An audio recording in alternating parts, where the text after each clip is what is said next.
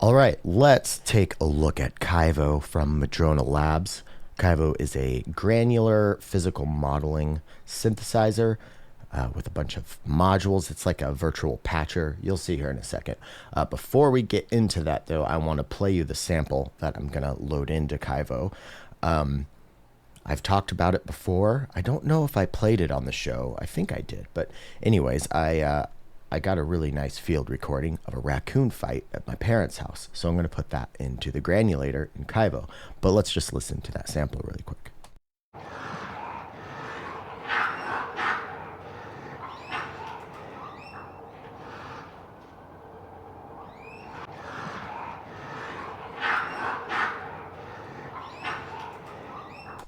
So yeah, that's just the part of the sample that I bounced out to put into Kaivo. So let's jump in. Also, I want to note that Kaivo works as a plugin within your DAW, and I'm using it here in Bitwig.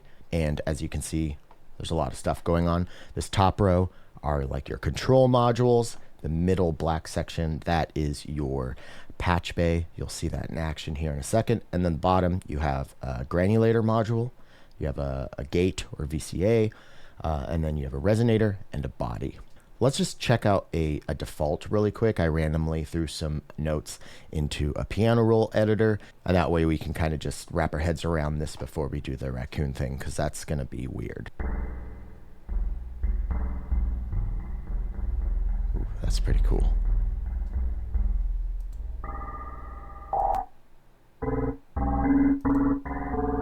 Let's get into some of the textures.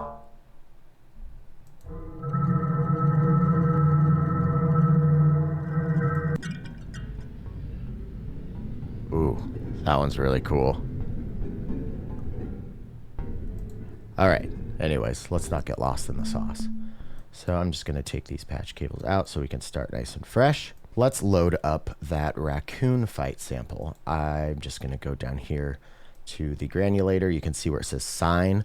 I'm going to pop up that menu, go to Tim Sounds, go to Raccoon Fight 1, and now we can see that our waveform is here, so it actually looks just like the waveform here.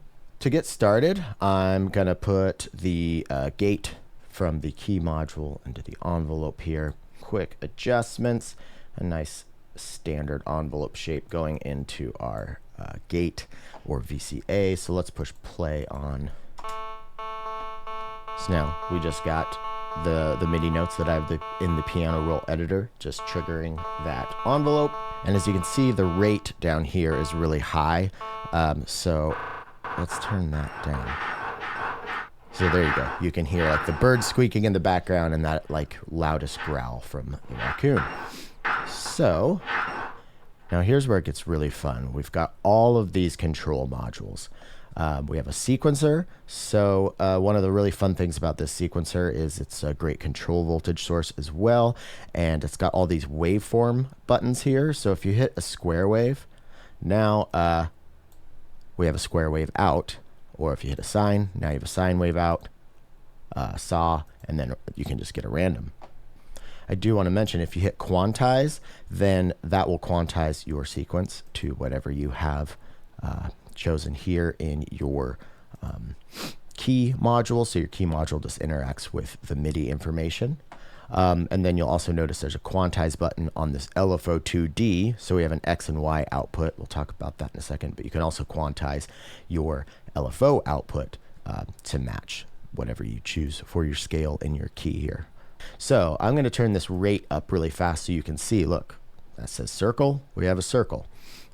So we also have an infinity shape for the LFO or a square, and then a triangle, Gaussian, nights, and then my personal favorite is rain. All right, so let's hear that in action. Let's turn the rate down a little more. So as you can see down here on our waveform, there are these sliders. This is the X and Y position of the sample.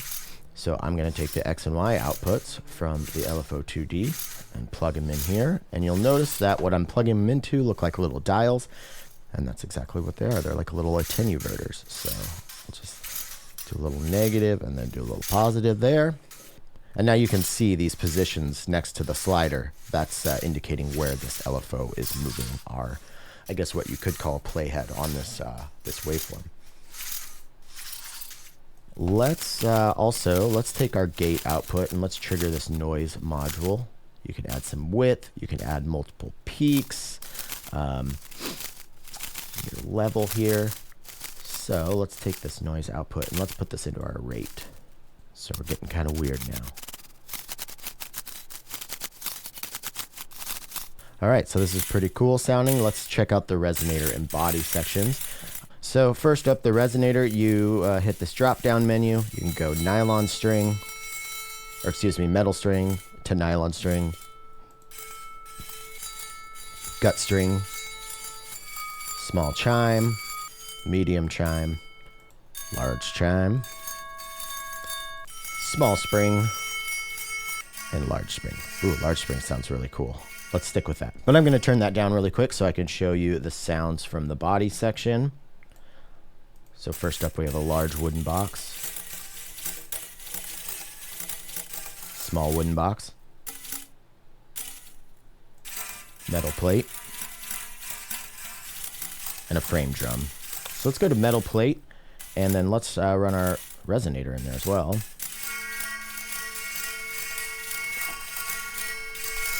Okay, so not much really cool happening yet because we're not modulating the resonator or the body. So let's do that. Let's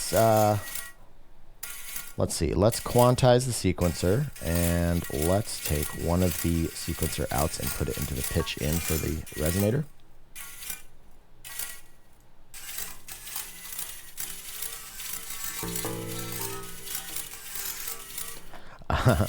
And then you'll notice that the sequencer has 2 red sections and 2 blue sections.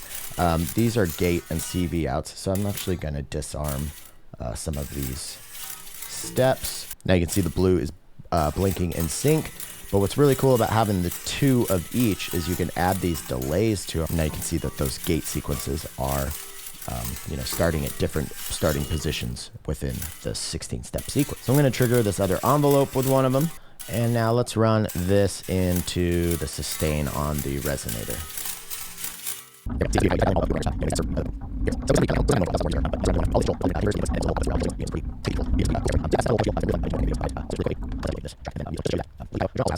So it was sounding kind of annoying for a while, but that was more user error.